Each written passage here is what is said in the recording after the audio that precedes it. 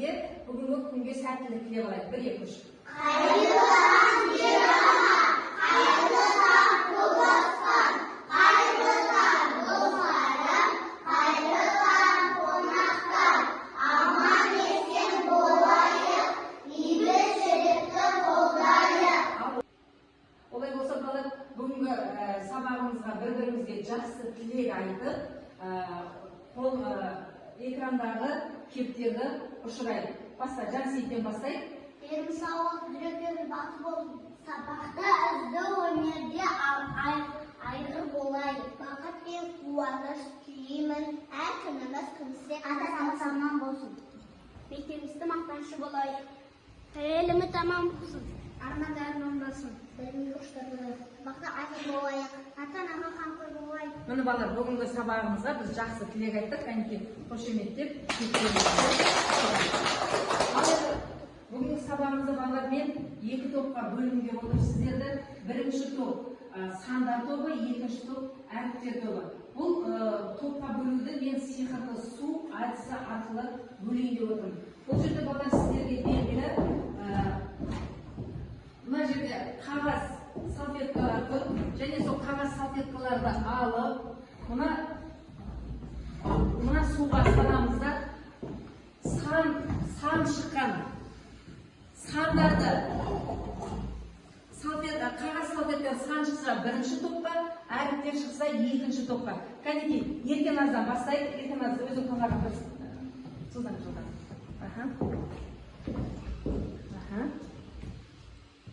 Не шықты, Еркеназ? Әріп шықты, я? Әріптер екінші топқа барады. Келесі, келесі.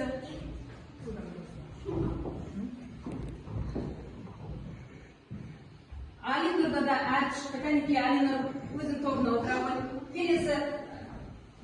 Содан қатарыңызбен. Алинада да әріп шықты. Дұрыс, әріптер тобына барады. Кітабымызды алып бірден отырамыз.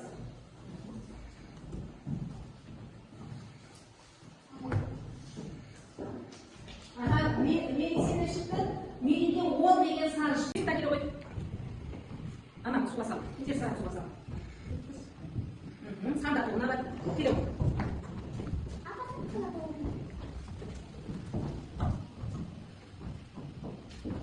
Санда, әріп шықты, әріптер тобына бара ғой.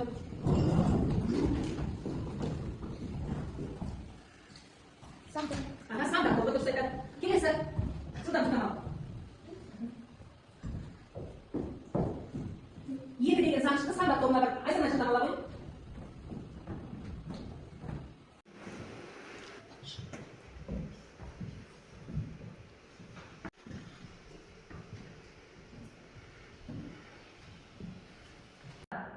Кішкентай достар, мен де сиқырлы математика әлемінен келдім. Бүгін сендермен бірге сандар мен әріптердің құпиясын ашамыз. Біз қарасаңыздар, тақтада сіздерге қосу және азайту амалына өрнектер беріп отырған. Енді осы өрнектердің шешуін, жауабын таба отырып, біз бүгінгі сабағымыздың тақырыбын ашамыз. Кәнекей, келесі. 80 азайту 70. Кәнекей, кім айтады? Айғаным айта ғой. 10. Өте жақсы. Келесі. Олай болса, балалар, бүгінгі сабағымыздың тақырыбы санды және әріпті өрнектер.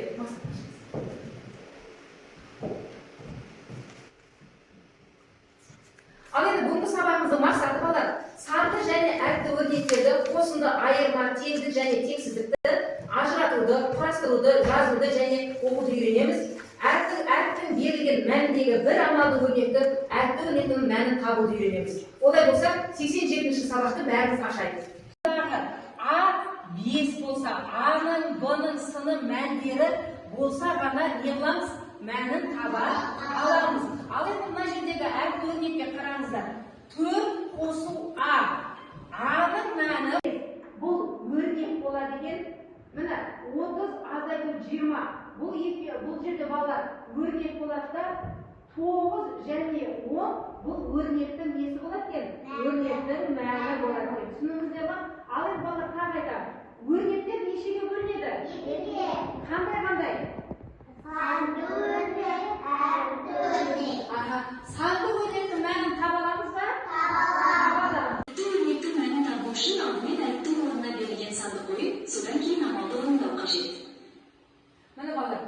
шығамыз. Енді бала оқулығымызда ереже тұр. Міне әріпті өрнектің мәнін табу үшін алдымен өрнектің орнына берілген санды қойып, содан кейін амалды орындау қажет.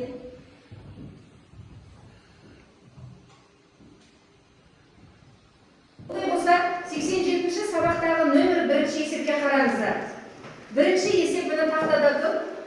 Санды және әріпті өрнектерді оқу мен жазуды және сурет бойынша өрнектер құрастырыңдар дейді. Ал енді олай болса, кәнекей, бала қараңыздар. Мына жерде бер қараңыздар. Қанша суретте сіздерде тұр? Неше ұл бала, неше қыз бала тұр? 3 бала, 2 қыз. Дұрыс айтады. 3 бала, 2 қыз. Ал олай болса, бұл жерде біз қандай өрнек құрастырамыз? 3 Дұрыс, 3 қосу 2. Ал енді сіздерде кітаптарыңызда кітапқа қараңыздар. Кітапта тұр. Мына жерде бала наурыз мерекесі болып жатыр, иә? Ал енді осы жерде өнер көрсетіп жатқан ұл балалар неше, қыз балалар неше? Санаңыздар және. Дұрыс айтады. 4 ұл, 3 қыз. Олай болса, біз қандай өрнек құрастырамыз? Дұрыс айтады. Қараңыздар. Жаңа билеп жатқан балалар қанша дедік? Санаңыздар, кітаптағыдан билеп жатқан балалар қанша? 4 бала билеп жатыр. Қыз балаға 3 қыз. Ал енді бізде қандай өрнек шықты балалар? 10 қанша? 7. Ал енді келесі қараңыздар.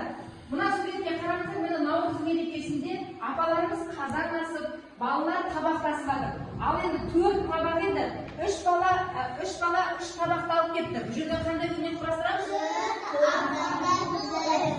4 азайту 3. Тең қанша болады? 1. Дұрыс айтасыздар. Ал енді осы балалардың өнерін тамашалап отқан балаларға қарай, мына жақта кітапта балаларға қараңыздар. Неше бала, неше қыз бала айтты? 3 бала, 3 қыз. Дұрыс айтады. Қандай өрнек құрастырамыз?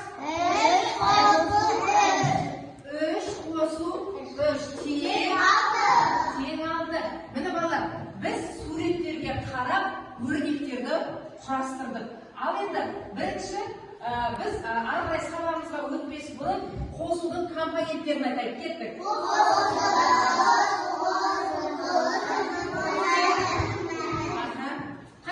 Қайтадан бірдей айтайық.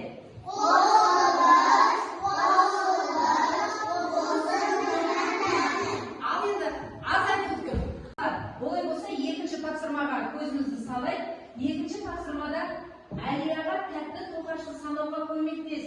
Әріпті өрнектердің мәнін тап дейді. Ал енді бәріміз оқулықтағы Әлияның тоқашына қарайық. Енді мына жерде бала тапсырма 2 топқа бөлініп тұр. Бірінші топ, сіздер айтыңыздаршы, Әлияда неше тоқаш бар екен? Бірінші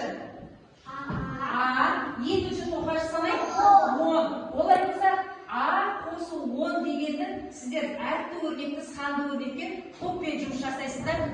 Екінші топ сіздерде Әлияның қанша тоқаш екен? Б қанша тоқаш? 10. Олай болса, Б азайту 10. Кәнекей сіздер екіншісіне жұмыс жасайсыздар. Жылдам.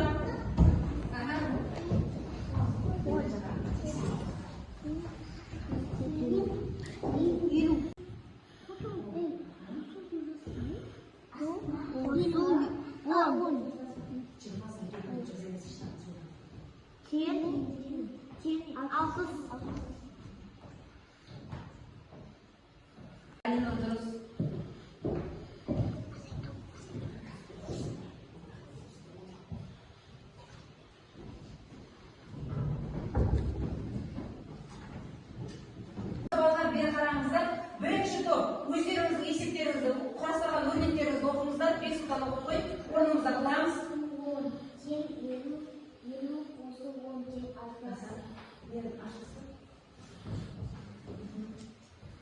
Ал енді 5 сұлтанды дұрысқа келіп болса балалар, сіздер жазған, топпен жазған есепті тақтада шыққан дұрыс жауабымен салыстырайық.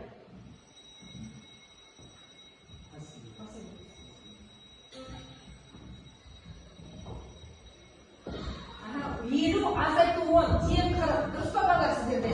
Дұрыс. Келесі.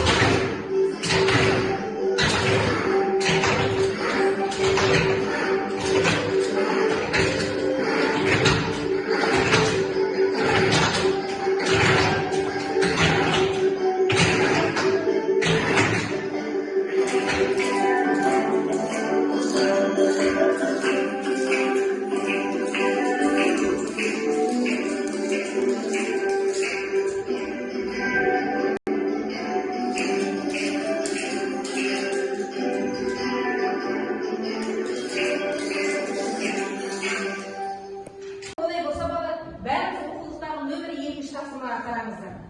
Екінші тапсырмада бірінші бағанға қосындыларды, екінші бағанға айырмаларды жаз.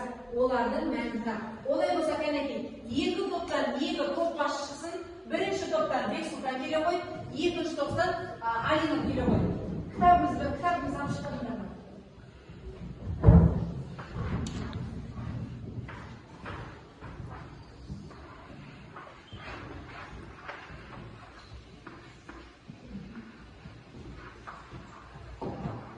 Отыра қой. Келесі топтан азайтуды жылдам келесі сен ана өзің тобыңа қара. Кел Айсәуле. Бірінші топ қосуды жазасыңдар. Сендер азайтуды.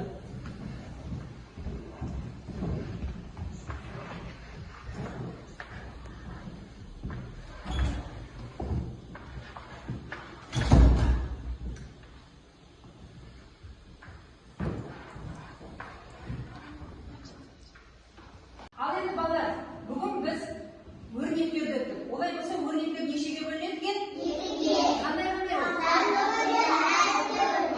Олай болса бүгінгі сабағымызды қорытындылай келе, санды өрнек және әріпті өрнектерді топтастырайық. Кәнекей, кім шығады?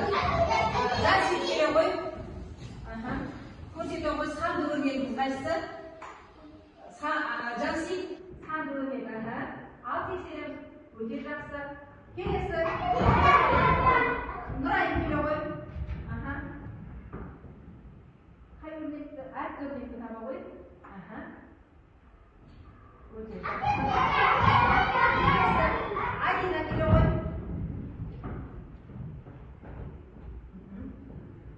Көрсете ғой. Өзің көрсет. Бұл бізде Алина қандай өрнек? Санды өрнек. Келесі Айсана келе ғой.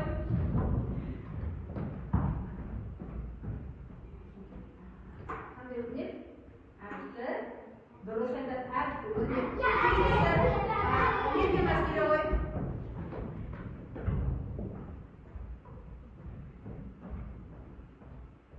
Еркемаз бізде санды өрнекті тапшы. Өте жақсы. Айханым келе ғой.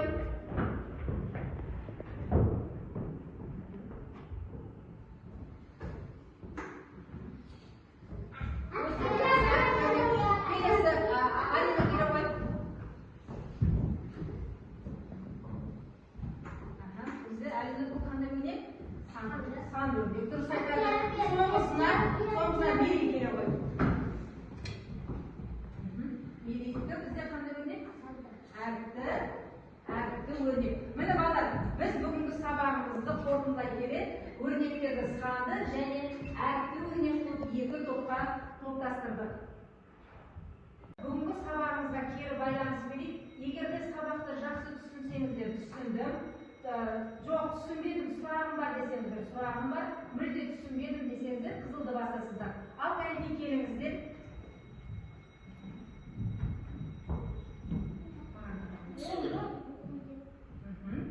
Келесі. Түсіндім.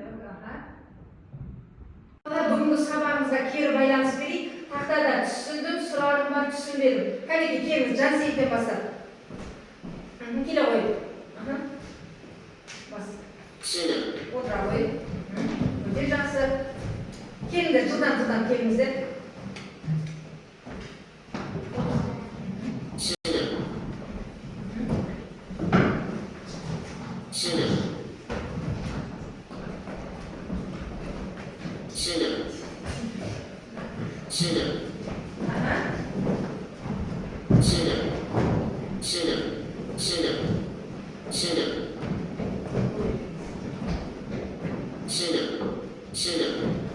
Міне балдар, бүгінгі сабақты бәріңіз түсінгендеріңіз көрініп тұр.